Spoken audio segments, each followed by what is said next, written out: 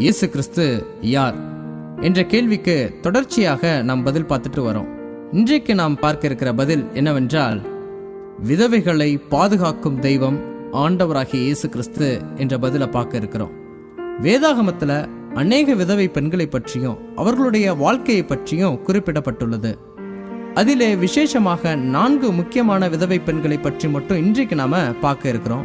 பார்க்கலாம் வாங்க. முதலாவது சாரிபாத் விதவை.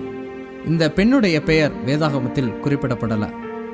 இந்த பெண் சாரிபாத் என்ற ஊரைச் சேர்ந்த பெண் என்று மட்டும் குறிப்பிடப்பட்டுள்ளது. விதவை என்ற உடனே தன்னுடைய கணவனை விட்டு பிரிந்து தவிப்போடு கைவிடப்பட்ட சூழ்நிலையில் இருக்கும் பெண்தான் இந்த சாரிபாத் விதவை. அது மட்டும் இல்ல, அந்த நேரத்தில் ஊருக்குள்ள ஒரே பஞ்சம், இயற்கையினாலும் கைவிடப்பட்ட சூழலில் இருக்கும் பெண். ஆனால் ஆண்டவர் பஞ்சத்தின் காலத்தில் அந்த பெண்ணின் தேவைகளை சந்தித்தார். அந்த பெண்ணுக்கும் அந்த பெண்ணின் மகனுக்கும் போஷித்தார். இரண்டாவது நாயின் விதவை. இந்த பெண்ணுடைய பெயரும் வேதாகமத்தில் குறிப்பிடப்படல. ஆனால் இந்த பெண் நாயின் ஊரைச் சேர்ந்த பெண் என்று மட்டும் குறிப்பிடப்பட்டுள்ளது. இந்த பெண்ணுடைய நிலைமை மிகவும் பரிதாபமான நிலைமை. இந்த பெண் ஏற்கனவே தன்னுடைய கணவனை இழந்த பெண். இப்பொழுது தன்னுடைய ஒரே மகனை இழக்க கொடுத்தாள். இன்னும் ஒரு பரிதாபமான நிலைமை. இந்த நேரத்தில் ஆண்டவராகிய இயேசு கிறிஸ்து அந்த பெண்ணை சந்தித்து ஒரு வார்த்தை ஒன்று சொல்றாரு. கர்த்தர் அவளை பார்த்து அவள் மேல் மனதுருகி அழாதே என்று சொல்லி கிட்ட வந்து பாடையை தொட்டார். இன்னும் ஒரு ஆறுதலான வார்த்தை. நாயின் விதவைக்கு ஆறுதல் கூறி பிரச்சனையை தீர்த்து வைத்த தெய்வம் ஆண்டவராகிய இயேசு கிறிஸ்து. மூன்றாவது ஏழை விதவை. இந்த பெண்ணுடைய பெயரும் வேதாகமத்தில் குறிப்பிடப்படவில்லை. ஆனால் இந்த பெண்ணுடைய சூழ்நிலையை பற்றி வேதாகமம் குறிப்பிடுகிறது.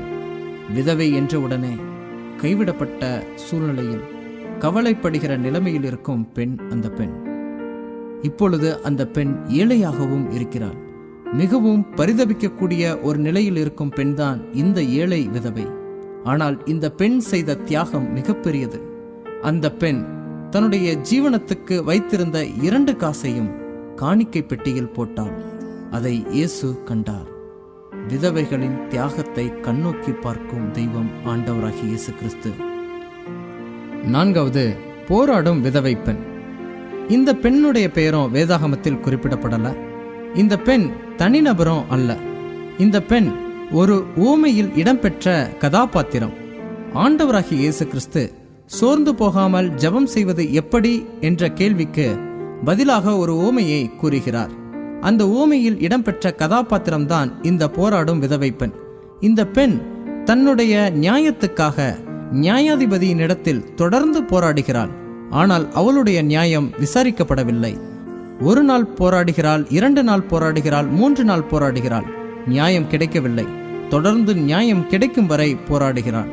அப்பொழுது அந்த நியாயாதிபதி இவள் தொடர்ந்து போராடுகிறாளே என்று எண்ணி அவளுக்கு நியாயம் செய்கிறார்.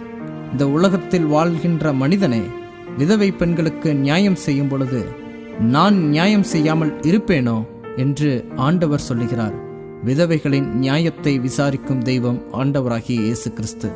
இந்த 4 சம்பவங்களும் கைவிடப்பட்ட விதவை பெண்களுக்கும் மற்ற பெண்களுக்கும் ஒரு நம்பிக்கையை கொடுக்கிறது. கைவிடப்பட்ட பெண்களின் தேவைகளை சந்தித்து அவர்களுக்கு அழாதே என்று ஆறுதல் சொல்லி அவர்களின் தியாகத்தை மறவாமல் அவர்களின் ஜெபத்தை கேட்டு அவர்களுக்கு நியாயம் விசாரிக்கிறவராய் ஆண்டவர் இருக்கிறார் என்று இந்த சம்பவங்கள் நமக்கு கூறுகிறது. இவர்களுடைய பெயர் வேத புஸ்தகத்தில் இல்லாமற் போனாலும் நிச்சயமாய் ஜீவ புஸ்தகத்தில் இடம்பெற்றிருக்கும் என்று நான் விசுவாசிக்கிறேன்.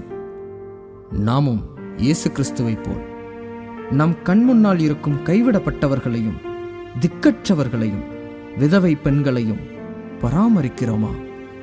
வேதவசனம் இவ்விதமாக சொல்லுகிறது. திக்கற்ற பிள்ளைகளும் விதவைகளும் படுகிற உபத்திரவத்திலே அவர்களை விசாரிக்கிறதும் உலகத்தால் கரைபடாதபடிக்கு தன்னை காத்து கொள்ளுகிறதுமே பிதாவாகிய தேவனுக்கு முன்பாக மாசில்லாத சுத்தமான பக்தியாய் இருக்கிறது என்று சொல்லுகிறது.